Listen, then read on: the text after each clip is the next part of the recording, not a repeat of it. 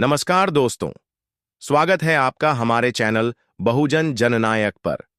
आज हम एक ऐसे ऐतिहासिक बयान पर चर्चा करेंगे जिसने भारतीय समाज और राजनीति को झकझोर दिया।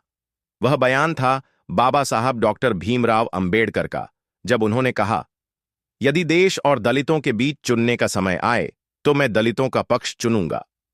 इस बयान का महत्व केवल बाबा साहब की सोच तक सीमित नहीं था, बल्कि यह पूरे देश के लिए एक संदेश था।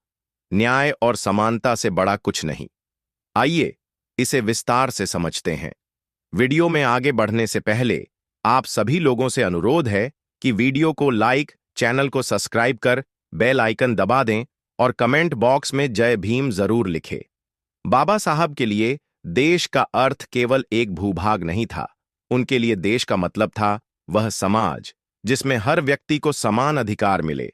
लेकिन उस समय भारत का समाज गहरे जातिवाद और भेदभाव से ग्रस्त था। दलित समाज को इंसान तक नहीं माना जाता था। वे शोषण, अपमान और अन्याय के शिकार थे। ऐसे में बाबा साहब का मानना था कि जब तक इस समाज के वंचित वर्ग को न्याय नहीं मिलेगा, तब तक देश की स्वतंत्रता का कोई अर्थ नहीं है।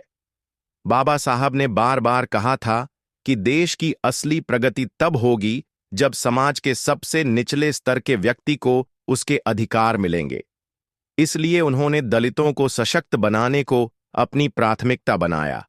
अब बात करते हैं उस ऐतिहासिक घटनाक्रम की जिसने इस बयान की नींव रखी। वर्ष 1932 में ब्रिटिश सरकार ने कम्युनल अवार्ड की घोषणा की, जिसमें दलितों को अलग निर्वाचक मंडल का अधिकार दिया गया। इसका उद्देश्य था कि दलित समाज अपने प्रतिनिधि खुद चुन सके। बाबा साहब ने इस प्रस्ताव का समर्थन किया क्योंकि यह दलितों को राजनीतिक रूप से सशक्त बनाने का एक जरिया था। लेकिन महात्मा गांधी ने इसका कड़ा विरोध किया। उन्होंने इसे हिंदू समाज की एकता के खिलाफ बताया और उपवास शुरू कर दिया। गांधी जी के इस कदम ने बाबा साहब पर भारी दबाव डाला। आखिरकार बाबा साहब ने समझौता किया और पूना पैक्ट पर हस्ताक्षर किए। हालांकि इस समझौते ने दलितों को कुछ अधिकार दिए, लेकिन यह उनके लिए उतना फायदेमंद नहीं था जितना अलग निर्वाचक मंडल होता। इस घटना के बाद बाबा साहब ने यह स्पष्ट किया कि अगर उन्हें कभी देश और दलितों के बीच चुनना पड़े तो वे दलितों का पक्ष चुनेंगे। महात्मा गांधी ने बाबा साहब के विचारों का विरोध किया। उनका मानना था कि दलितों को अलग करना हिंदू समाज को तोड़ने जैसा होगा। उन्होंने कहा कि दलित भी हिंदू समाज का हिस्सा हैं और उन्हें अलग अधिकार देने से समाज में विभाजन होगा। लेकिन बाबा साहब ने साफ कहा कि समाज की एकता का कोई अर्थ नहीं अगर उसमें न्याय और समानता न हो। जवाहरलाल नेहरू ने बाबा साहब के इस बयान को सामाजिक सुधार के लिए महत्वपूर्ण बताया।